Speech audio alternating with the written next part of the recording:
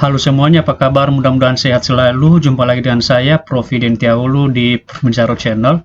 Di video kali ini kita akan menjelaskan bagaimanakah cara membuat jurnal PPG dalam jabatan tahun 2024 yang nantinya kita akan unggah di PMM. Jadi di sini kita akan menjelaskan berdasarkan dengan contoh jurnal yang telah diselesaikan oleh peserta PPG tahap 1 tahun 2024. Nah, jadi seperti apakah contoh dan langkah-langkah membuatnya teman-teman? Silahkan simak terus video berikut ini sampai selesai. Jangan lupa like, subscribe dan nyalakan loncengnya karena itu semua adalah gratis dan gak berbayar.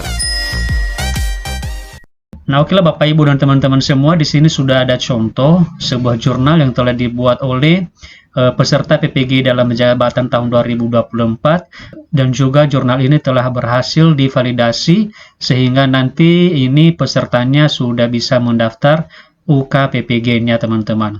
Nah, jadi sebelum kita masuk pada langkah-langkah dan sebelum kita juga menjelaskan contoh jurnal ini, maka terlebih dahulu saya kembali mengingatkan kepada teman-teman semua sebenarnya bagaimanakah cara yang baik dan benar untuk mengerjakan jurnal pembelajaran untuk sertifikasi pendidik sesuai dengan peraturan yang telah disampaikan di PMM, di mana di sini ada beberapa hal teman-teman yang perlu diperhatikan.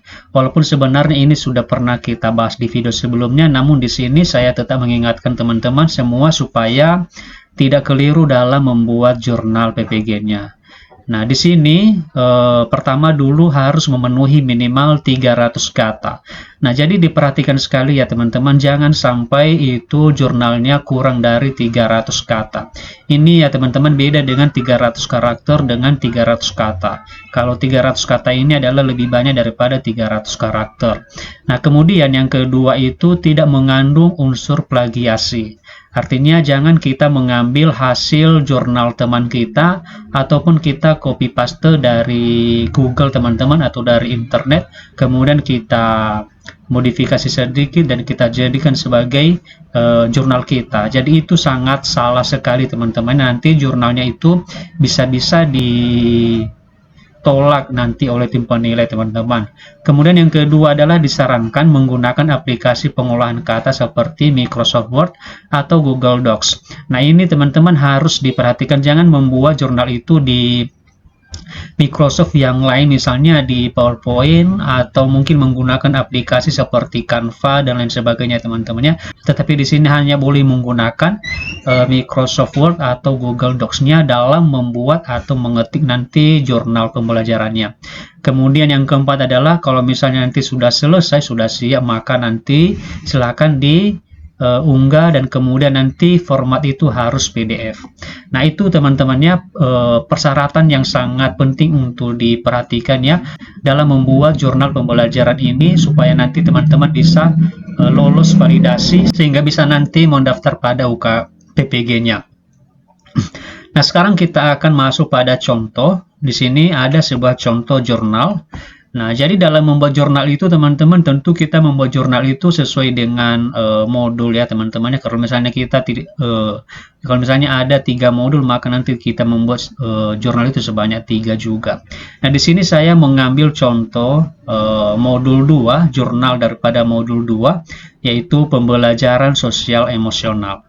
Nah, jadi ini contohnya, bagian-bagiannya teman-teman. Di sini pertama sekali dulu kita membuat judulnya, di mana judul jurnal ini teman-teman yaitu menerapkan rencana pembelajaran sosial emosional.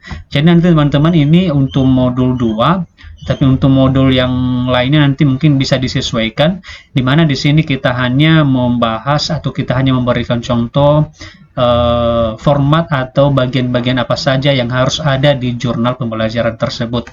Yang pertama adalah judul, yaitu menerapkan rencana pembelajaran sosial emosional.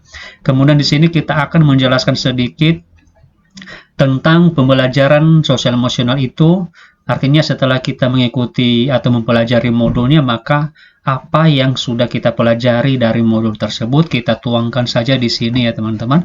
Kemudian kalau misalnya itu sudah selesai, maka nanti kita harus membuat semacam materi dulu ya tentang sosial emosional itu, mulai dari pengertiannya ya teman-temannya. Di sini kita harus bisa menjelaskan pengertian daripada pembelajaran sosial emosional itu, dan mungkin juga seperti itu nanti di topik atau di modul yang lain ya teman-teman. Kemudian kita akan nanti juga kalau misalnya ada bagian-bagian daripada pembelajaran tersebut, misalnya di sini dia menjelaskan atau menguraikan tentang 5 kompetensi utama untuk pembelajaran sosial emosional. Jadi di sini dia menguraikan, yang pertama adalah ada kesadaran diri, kemudian dia menguraikan pengertian daripada itu, kemudian manajemen diri, setelah itu kesadaran sosial, kemudian keterampilan berhubungan, dan pengambilan keputusan yang bertanggung jawab. Nah, jadi semua itu kita jelaskan satu persatu teman-teman.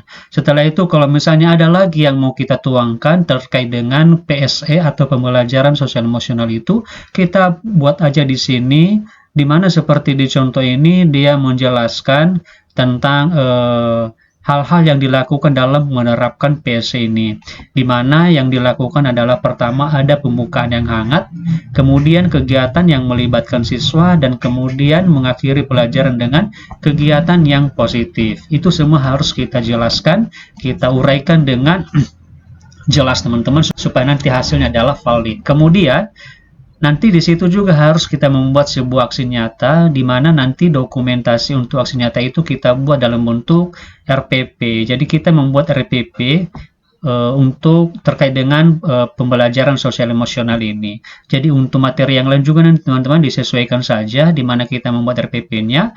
Ada juga tujuan pembelajaran, kemudian ada langkah-langkahnya mulai dari pembukaan, kemudian kegiatan intinya, kemudian yang terakhir adalah penutup. Dan setelah itu teman-teman, kalau misalnya sudah lengkap RPP-nya, maka barulah kita membuat penerapan dan refleksi. Nah ini ya teman-teman, bisa nanti disesuaikan penerapan dan refleksinya seperti apa. Dan setelah itu juga buat nanti foto dokumentasi saat mengajar dalam kelas. Artinya kita membuat tadi aksi nyata, tentu di situ untuk aksi nyata harus ada dokumentasi berupa foto. Tetapi di sini disarankan ya teman-teman, jangan terlalu banyak foto, cukup 1 atau 2 saja foto sebagai bukti dukung bahwa kita sudah melaksanakan aksi nyata tersebut. Kemudian setelah kita membuat aksi nyatanya, maka nanti kita juga harus memuat umpan balik dari rekan guru. Nah, jadi untuk itu juga, untuk umpan balik itu juga nanti harus kita sertakan foto, nah teman-teman, foto umpan balik dari rekan guru tersebut. Nah, jadi itulah teman-teman ya bagian-bagian daripada jurnal berdasarkan dengan jurnal yang telah divalidasi kepada peserta PPG tahap 1 tahun 2024 ini. Jadi intinya di sini ya teman-teman, untuk jurnal ini adalah murni hasil karya kita sendiri. Jangan pernah kita atau jangan sekali kita mengambil dari jurnal orang lain atau dari internet. Tapi di sini bukan berarti kita tidak bisa melihat. Kita bisa melihat atau membandingkan atau kita jadikan sebagai pedoman saja, tetapi bukan utuh kita ambil kemudian kita jadikan sebagai jurnal kita seperti teman-teman. Nanti itu adalah termasuk pelanggaran, karena di sini juga ada tadi di persyaratan, yaitu dia tidak mengandung unsur plagiasi. Jadi itu tidak boleh teman-teman mengambil jurnal teman atau jurnal orang lain kemudian kita copy paste saja untuk kita jadikan sebagai jurnal kita. Nah, jadi inilah teman-temannya contohnya. Semoga saja contoh yang kita jelaskan ini teman-teman bisa menjadi panduan atau pedoman kepada teman-teman semua dalam membuat atau menyusun sebuah jurnal supaya nanti bisa mendaftar di UKPPG-nya. Nah, jadi seperti itu saja teman-teman informasi yang bisa kita share, yang bisa kita bagikan di video ini. Semoga video ini bermanfaat. Terima kasih and see you in the next video. So high I'm hypnotized. What's up is down, what's left is right. Chasing stars and holding you. I can't see the end, but we'll see it through.